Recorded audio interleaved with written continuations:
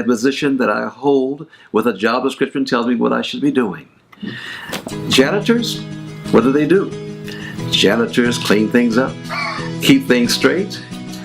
They have to make sure things are clean, things are looking right, and things are where they should be. What does a president do? He tries to do the same thing. Sometimes he has to clean things up. He has to work through things. He has to make sure things are right. And also make sure that when people come, what they see is those things that make us a wonderful place to come to.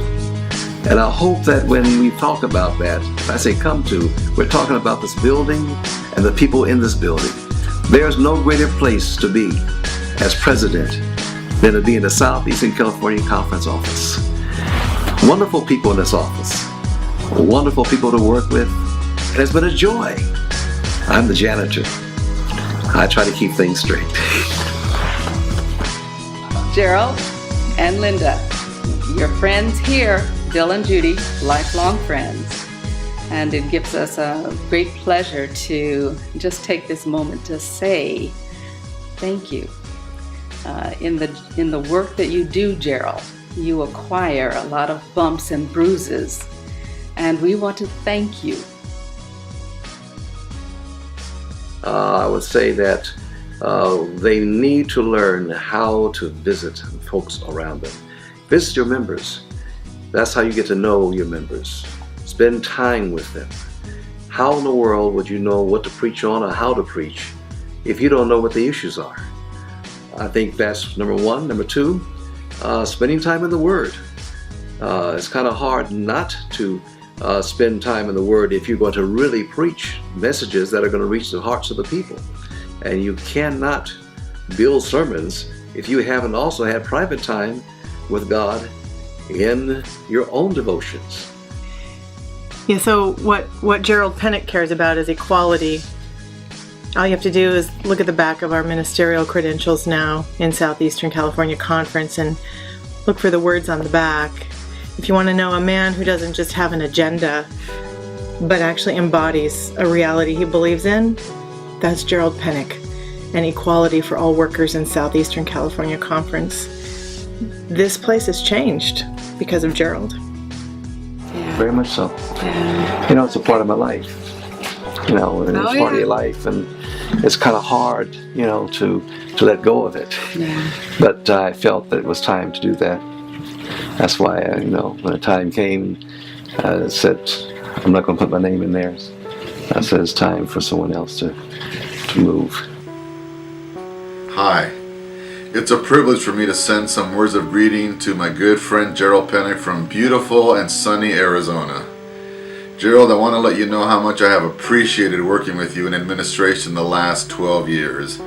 Your wisdom, your comments, your knowledge have meant so much to me, and you've really been a mentor in my ministry. But the thing that I appreciate the most is that when I was elected president 6 years ago, from the very beginning, you treated me like an equal, like a colleague, and I've never forgotten that and always appreciated it.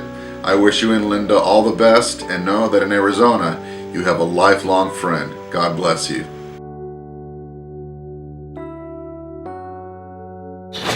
As a pastor, the most enjoyable moments of my ministry have been when I've had the privilege of holding a tent effort and then baptizing a number of people. And now, like I said, when we held the meetings in Mount Rubidoux, and we baptized about 56 people during that meeting, seeing the power of God work through our Bible workers, working in the sermons that are preached, seeing the people make decisions for the Lord. I've always loved evangelism, and I've done evangelist meetings in Panama and Philippines and many of the areas of this country. And I have enjoyed doing that very much because I see God's hand in bringing the people to Him through those meetings. For your next step, whatever that is it retirement? Really? If it isn't, whatever you do, you know that God will go with you.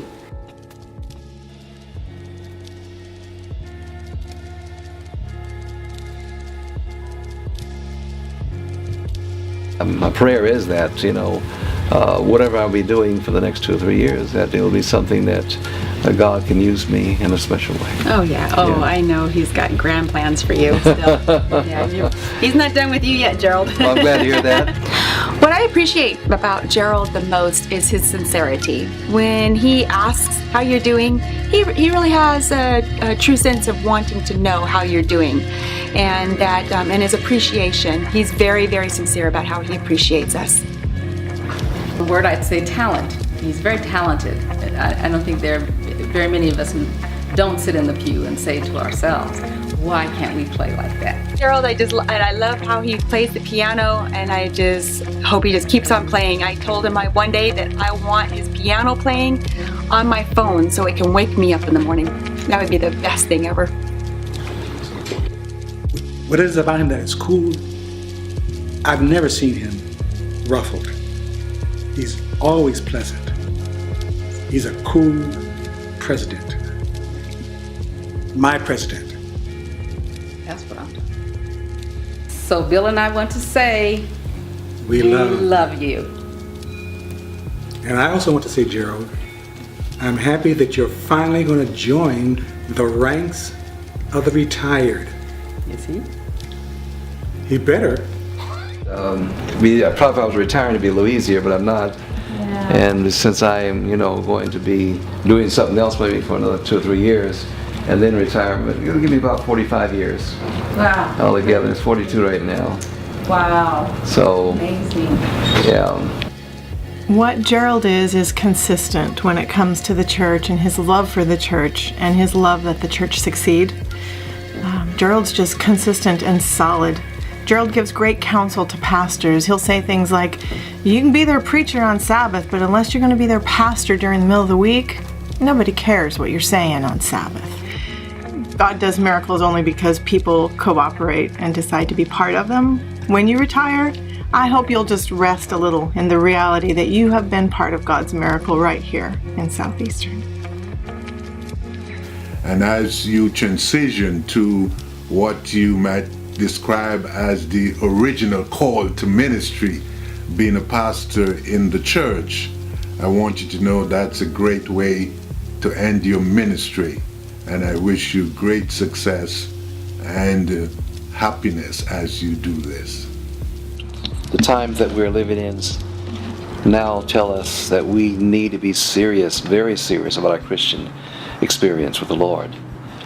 Right now, as I look at the future, I see a lot of things happening, things that the church is going to struggle with, issues that the church is going to have to deal with, and we need to spend time in the Word, not just Sabbath school time, but time daily in the Word, because Christ is coming.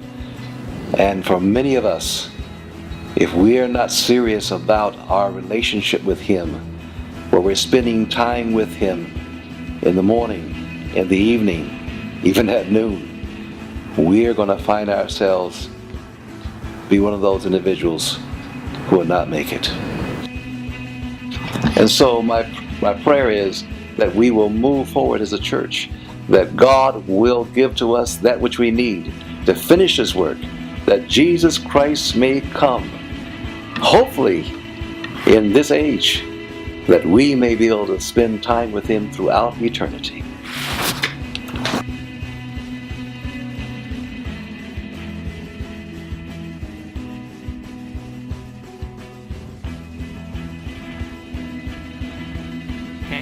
See you later. Later.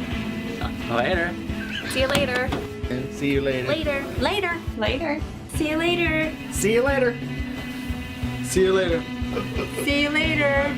Definitely see you later. See you later. Nos vemos luego. Later. Et à bientôt.